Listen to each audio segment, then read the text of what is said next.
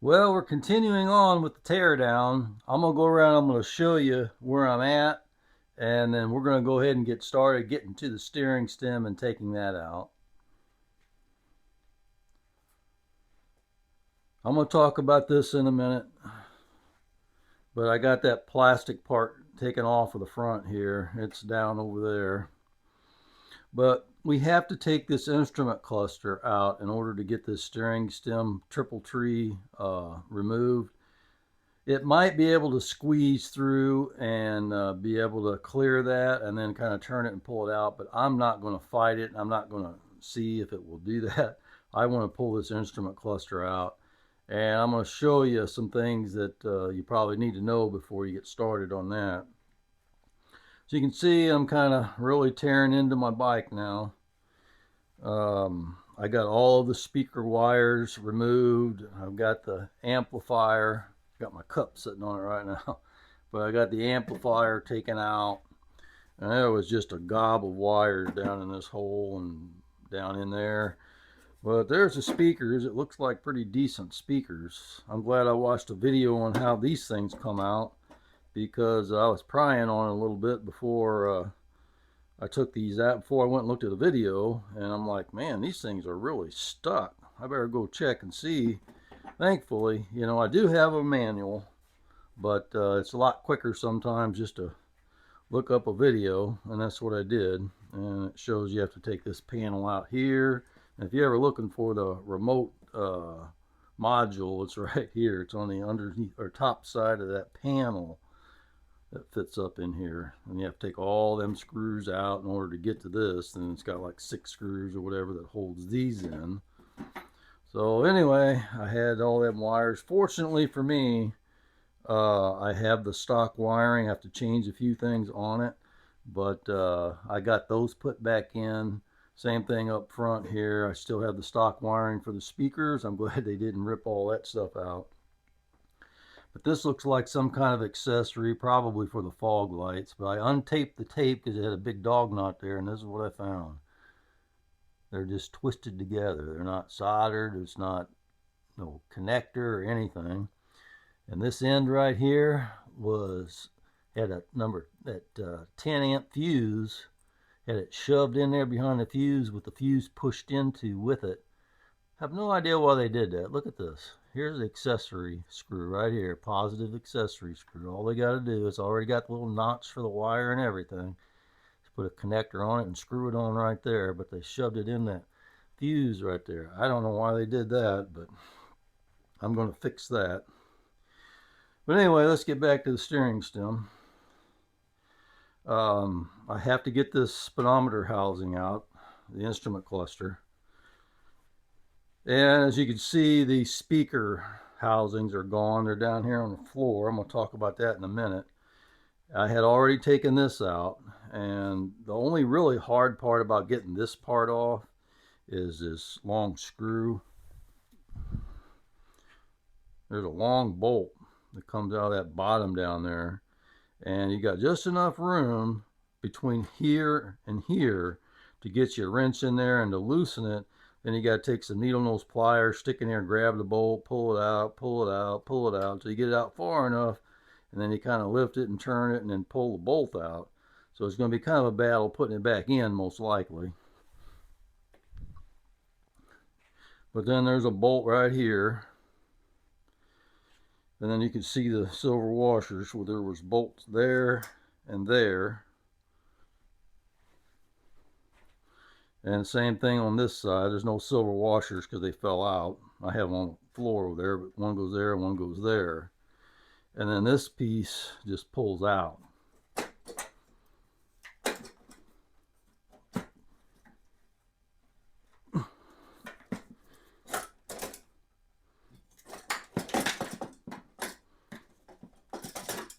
It's a little bit tight in there, but it does come out. And there's that piece. That's what it looks like on the side. Looks like one of my washers fell out on this side too. Both of them did. So I'm going to have to find those. Okay, so now these Now these speaker housings are right down in here, and they're blocking the bolt for the back side of this speedometer housing. So you could get to this one without taking these out, but trying to get up in there from underneath in order to get something on there, oh, that's such a pain, because you got different angles. This thing's in the way, it's hitting on it. So I think it's a lot easier to remove it. There's two holes right there on the right side. It has bolts, and then the back it has a push pop pin, and that big hole where the wires come through. But the problem is this right here. See that? You can see where the hole's really elongated.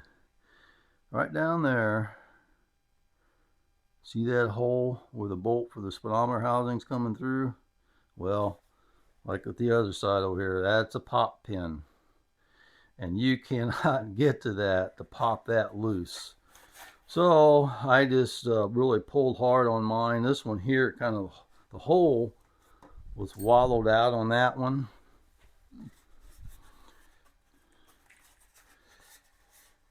This one here is not so bad. It still looks pretty good. But when I put those back in, I'm going to bolt them up front, and I'm probably going to zip tie it out here. I'm not even going to try to put those back in. Those are such a pain. I don't know how in the world they expect you to get that out, because if you take the speedometer housing out first, you could get to that. But you can't take the speedometer housing out until you get this out. So it's really hard to try to get in there to pop those out and get that out. So I'm just going to put probably a zip tie on it to hold it tight. So anyway, let's go ahead and get started, and we'll take this housing out. We got to take the wire connectors off and take those two nuts off of it, and then this will come out and get out of the way. So I'll go ahead and pull that back.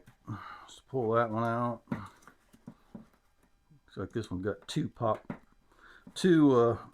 push pins on it. There's two connectors on that one. And then looks like there's one down here. And I think that's all there is. So then we'll take a 10 millimeter and we'll take these two nuts off. I think they're nuts. That's what this one up here is. Sure makes it a lot easier to get to once you get all this stuff removed. And if you got a bad headlight, right now would be the time to change the bulb.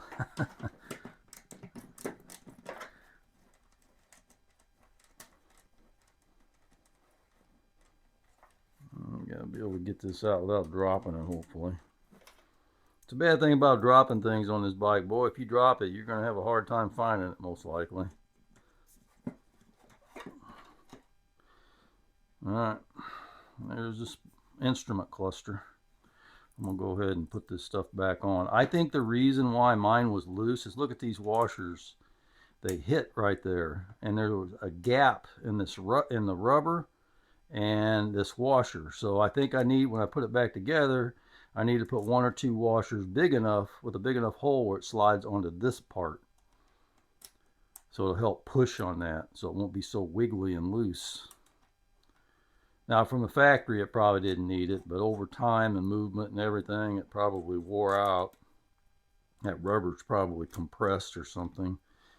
Underneath the bike, we're going to have to try to take this plastic piece off. And it's kind of tough to get to. These top two screws anyway. What I had to do is I came down here and just checked them, and I had to use one of these really tight quarter things to get up in there to break it loose. Because those screws are really hard to get in there too. And down here at the bottom, there's two more. And then that comes down and out.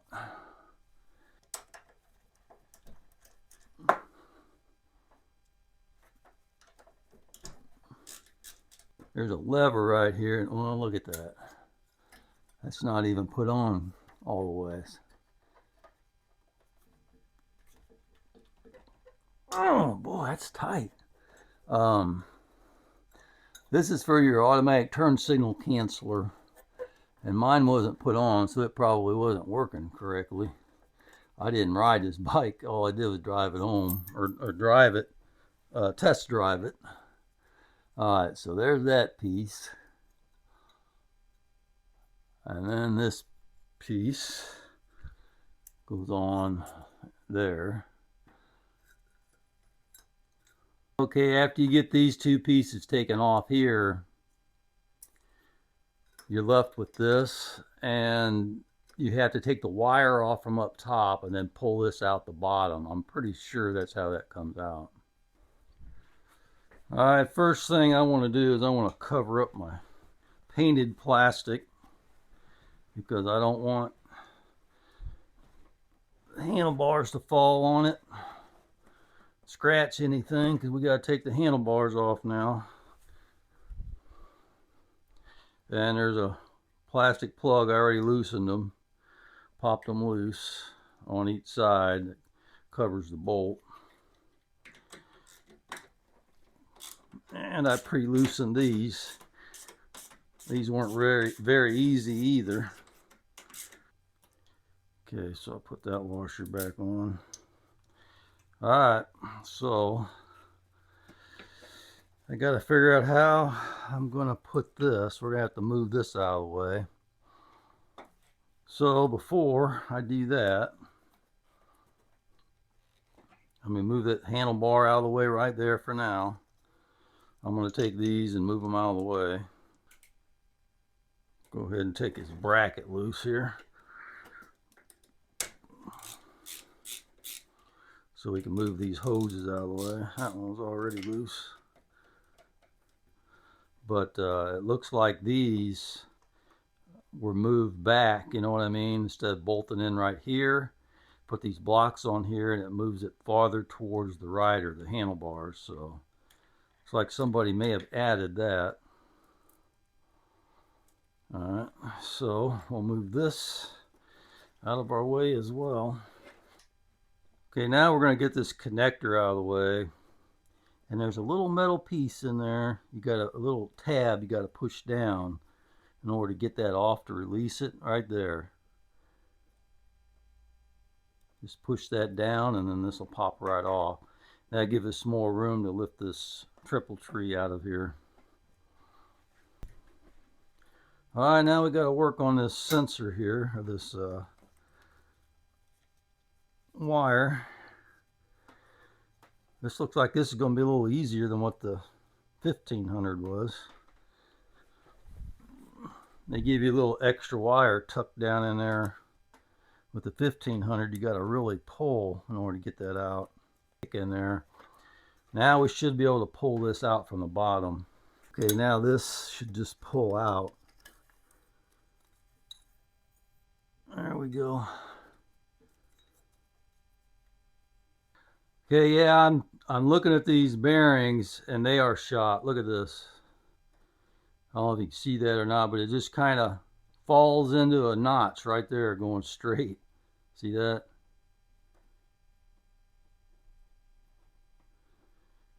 So bearings are notched up, the races are notched up probably, so that definitely needs change. So the 30 millimeter, we're going to take this nut off.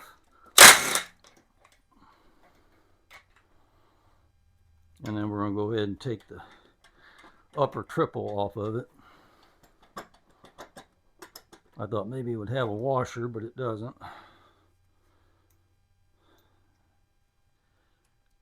Alright. So then we'll take these tabs and on this lock washer and we'll just bend these down.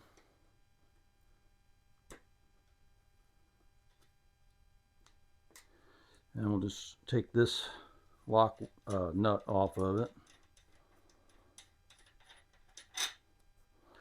And we'll take the lock washer off of it. And I did order me a new lock washer from Honda. It's a Honda part.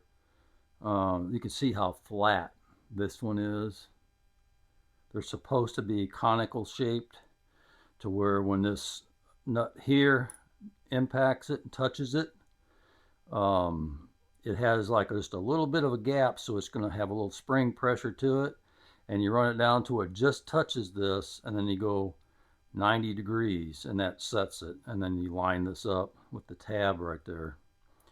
If you're at 90 degrees and you're like this, then you just got to turn it a little bit more. Okay, so now I'm going to take the socket that I made many years ago, and I use this on my GL1800 as well. It's not the prettiest in the world, but it does work. I had broke off one of the little ears that I had made on this, but it still works. We'll run this all the way till it hits the stop, and we'll loosen it up.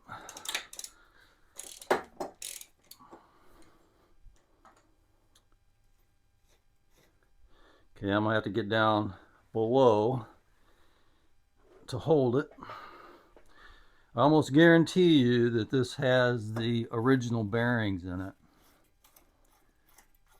because they're so notchy like that.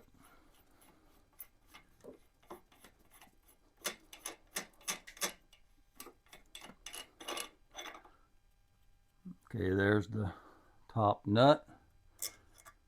There's the seal. There's the inner race, which means that it does have the original bearing in it. Yep, and there's the original bearings. And then we'll just drop the triple out of the bottom. And there's the bottom triple. I'll go ahead and take those bearings off of it. So I'm going to take my race driver out.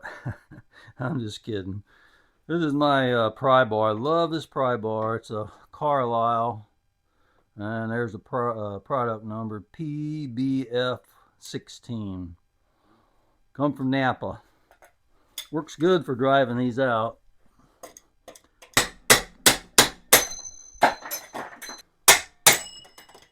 And try to make me a little bit of a knot.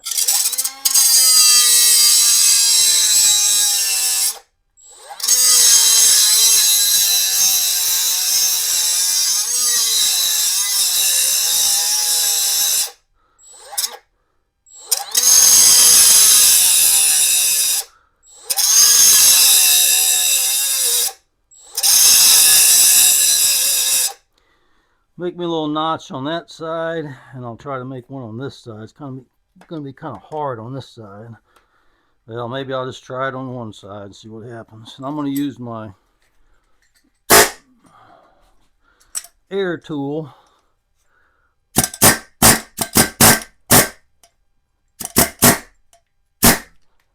And it's already starting.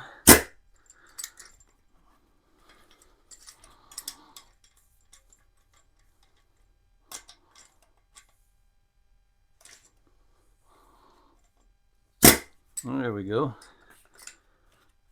That wasn't bad at all. All I did was cut a notch in it down here where my air chisel would fit down in there without slipping off, and it just popped it right out of there. And we'll take the dust seal and remove it. So now we're ready for my bearings as soon as they come in. My all balls steering stem bearings came in. They're product number 22-1037.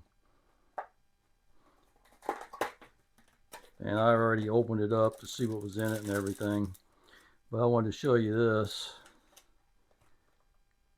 It says on there, instructions for these bearings for best results. Torque the steering stem to 28 to 30 foot-pounds.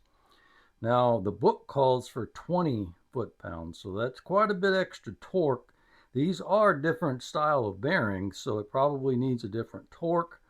So I'm either going to torque this to 28, 29 foot-pounds, something like that. But before I do anything, I want to take this seal out, and I want to put this on because I don't want to forget that. Last thing you want to do Get your bearing put on there, and you're like, oh, I forgot something.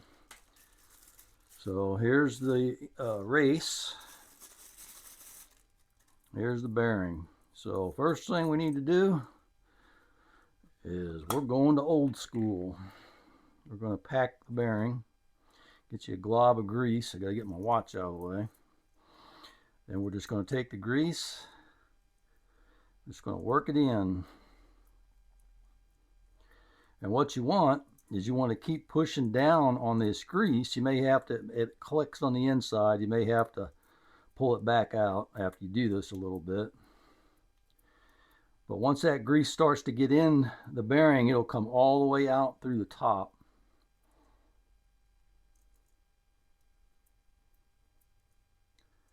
I see the grease is piling up on the inside. I just take it back out and put it up there.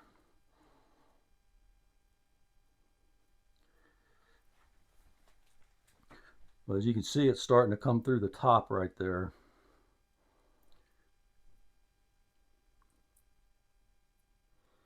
You can see that grease is all the way up to the top. It's worked its way into the bearing all the way through. So we'll just take the rest of it, work it in real good. We want this bearing really well lubricated, really well greased. All right, so now I'm going to set it on here. I'm going to get started all the way down at the bottom. Clean my hands up. There we go. Got the bigger end down and the narrower end up. That's the way we want to put it in. And this pipe is 1 1/4 inch pipe, and they didn't have a long one at the hardware store. The pipe that I like to use for driving these on, it only goes down to the part where the bearing fits, so I need something to make up the difference because this pipe wasn't long enough. So I got me an adapter, 1 1/4 down to 1 inch. All right, once I got everything lined up, I'll just take me a nice size hammer.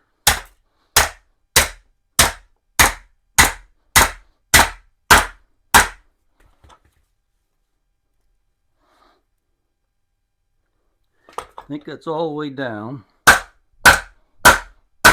Yep, sounds like it.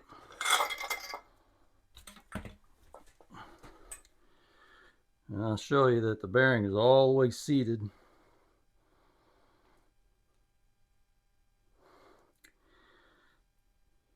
Gotta make sure we got a lot of lube on there before we put it in. I'll put a little bit extra.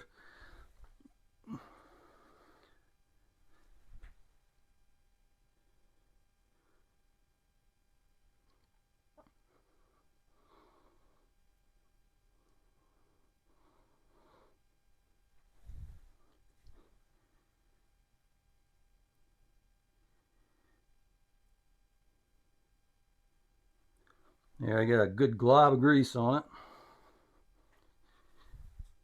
I'm gonna put some on this shaft.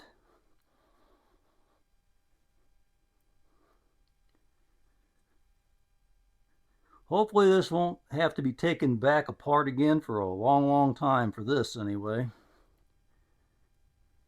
So I want to make sure that it's good, greased up really nice, and lasts just a long time. Okay, we're done with that part for now. Now what I have is I have a 3/4 inch drive, 1 5/8 socket, and it fits really nice on there. It's just to the inside. So it'll go in here all the way down. So that's the right size for that. And I've got a 59 millimeter that I'm going to start it off with. And when you put this in, you want to be sure and put the taper this way to where the wider end, the flat end like this, that's wide here, has to go up. The narrower part is sticking down, so it goes in like this.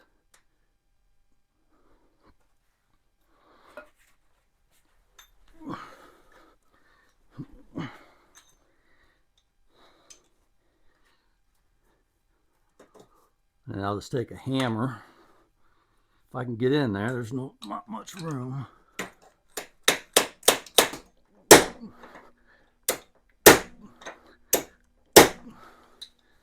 Sounds like it bottomed out.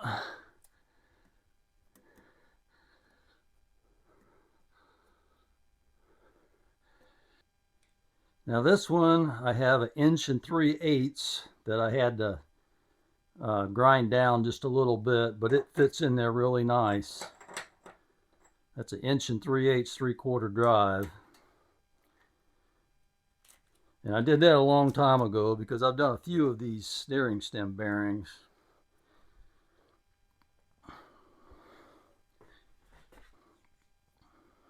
Now on this one, you want to put the thicker edge down, thinner edge up. We'll line it up and kind of get a good start on it. Try to get it in there square and straight. Now you got to keep in mind that this is aluminum, so you got to be careful. This is a 50mm seal driver, and it's bigger than this, so it'll take it down flush.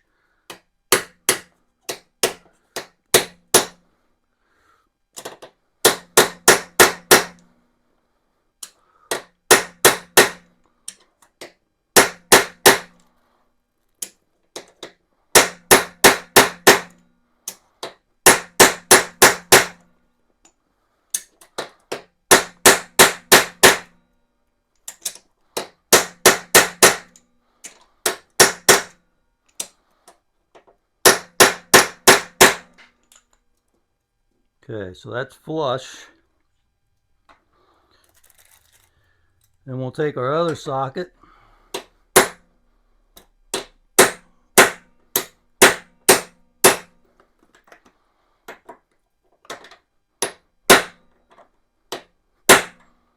We'll drive it the rest of the way down.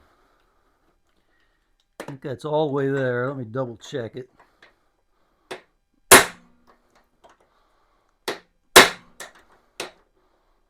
Yep. So that's all the way down. Now we're ready to put in the stem and the bearings and the top seal.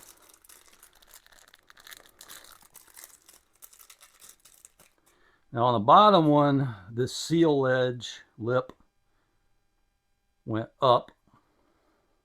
The flat surface went down. On the top, it's the opposite way. The flat surface goes up, the seal edge goes down. It's going to fit in the opening like this.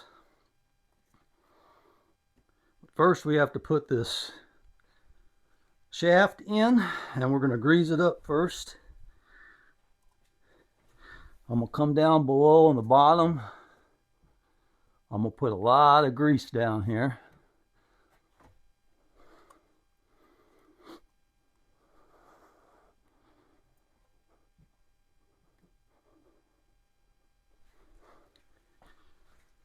Alright, now I got to come up to the top. Put a lot of grease in here too.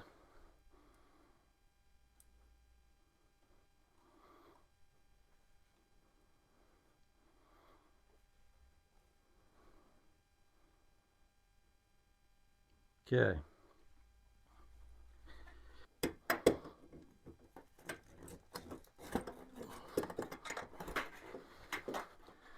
Alright.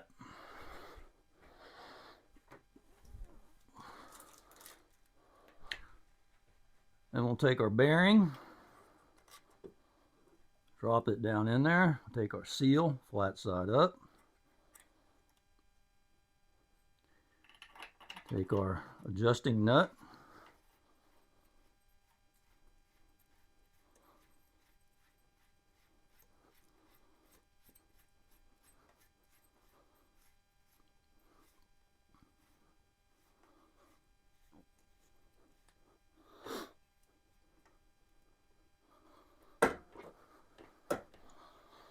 okay, I gotta move this stuff out of my way.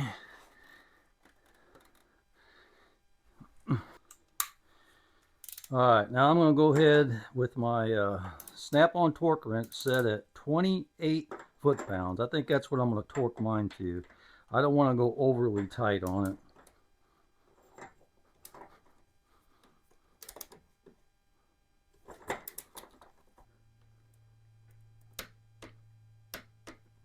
Okay, there's 28 foot-pounds. Woo! That's quite a bit of torque. Now we're going to take it stop to stop.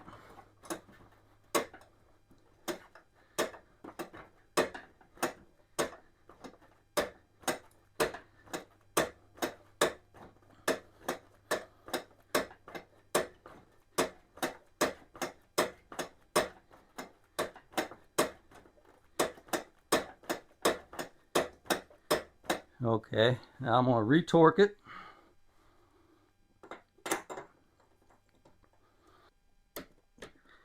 Okay, it's still at 28. That one didn't move.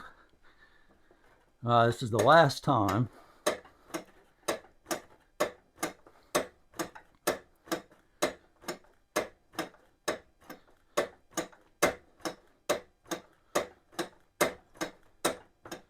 Okay.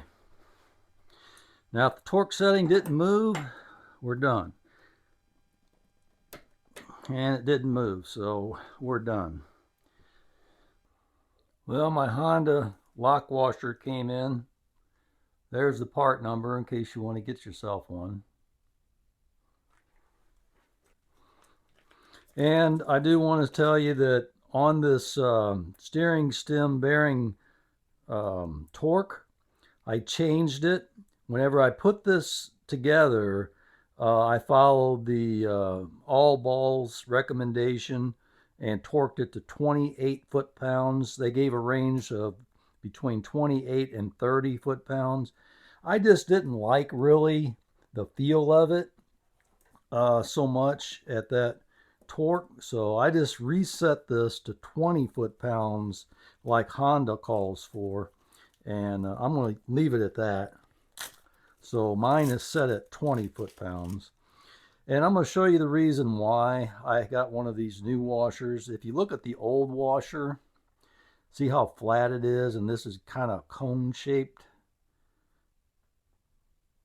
There's a big difference in these washers because this one's flattened out. Because of the way we have to set this top nut torque, it's kind of nice to have the new washer so everything gets done the way it's supposed to be done. You take those tabs, the tangs, and put it down into where it needs to go. And then we'll take our top nut. We'll screw it down to where it just contacts by hand the spring washer, which is right there.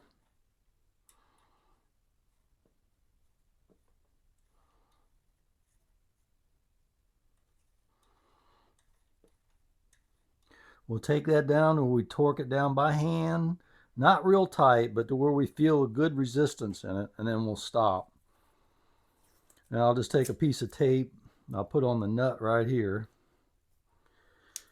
and then I'll take a piece of tape and put over here. It says, according to the book, we want to go 90 degrees or within 90 degrees. So we're going to put 90-degree mark right about there. And then we're going to torque this or tighten this. And then I'll just take a wrench here and I'll turn this. Then I'll just take a spanner wrench and I'll just turn this. There isn't a lot of room in here, but I'll turn this 90 degrees or approximately. You got to make sure your bottom nut don't turn.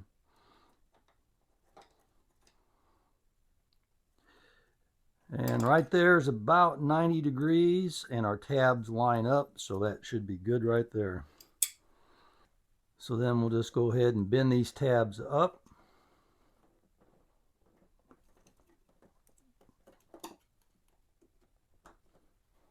And lock them in.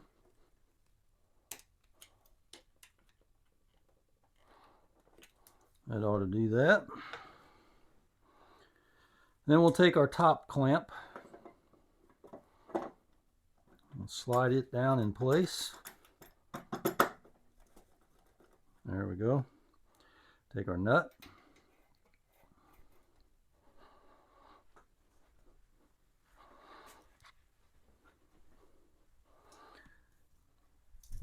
So I'll take my freshly rebuilt fork and I'll run this up through the clamps.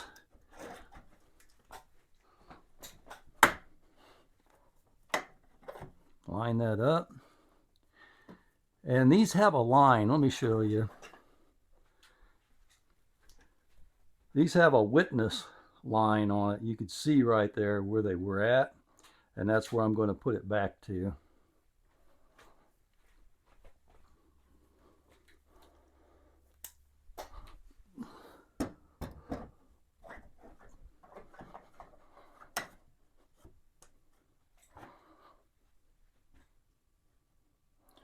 I'll put it right about there.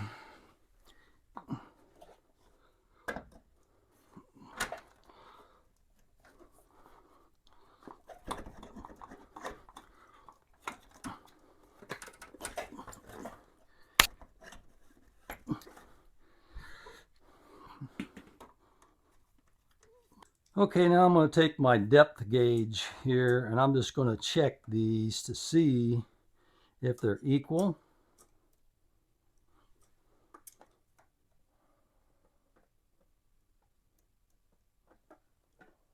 This one is 0.18.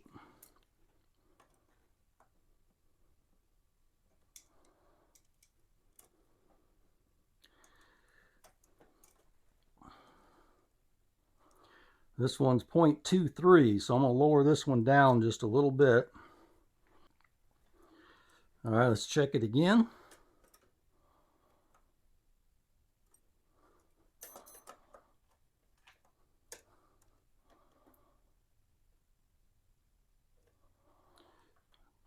.18. So those are perfect. And before I forget, we have to tighten these fork cap bolts, and it's 17 foot-pounds. And there's 17.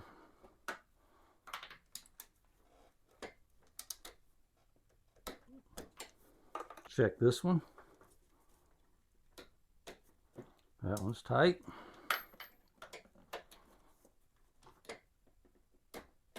And that one's tight, so we're good.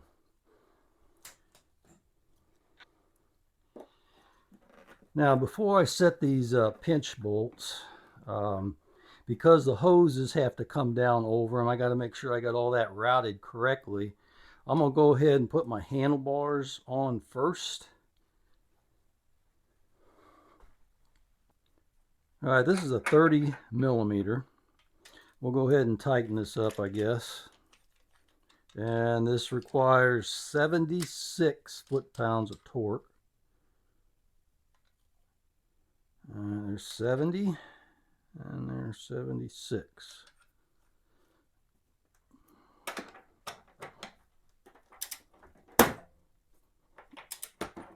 All right, let's go ahead and give her the beans.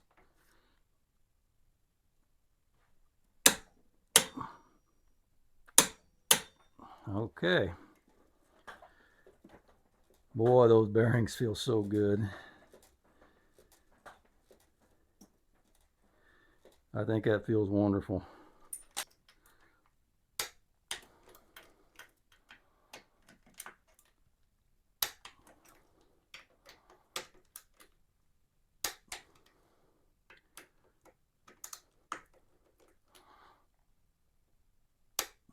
There we go. All right, so now I need to go down below and we need to get our wire up through here for this. I did buy one of these. Mine didn't come with it, but I don't think that this is going to work with this because I don't think these risers are stock. And when you put them risers on there, this doesn't fit. So this isn't going to get put back on. All right, we're all done with the steering stem bearing project, and now it's time to move on to something else. So appreciate you coming along and watching. I know it was a long video, and I know there are probably people out there that aren't going to like the fact that I drove it in with a hammer and a bearing race driver. But when you drive those bearing races in, as long as you're nice and straight and don't get cocked on it where you might be peeling some of that aluminum, then you're going to be fine. You just don't want to tear up the steering neck on your frame. And I know the proper way to put them in is to press them in. But if you think about it, the bearing press, all it's doing is forcing that bearing race in anyway. So that's all we're doing. But you just have to be careful if you drive it in to make sure it goes in straight. That's the main thing. All right, that's all I have for you today. Appreciate you coming along and watching. Don't forget to like the video, subscribe to my channel if you haven't, and leave me a comment. All right, we'll see you on the next one.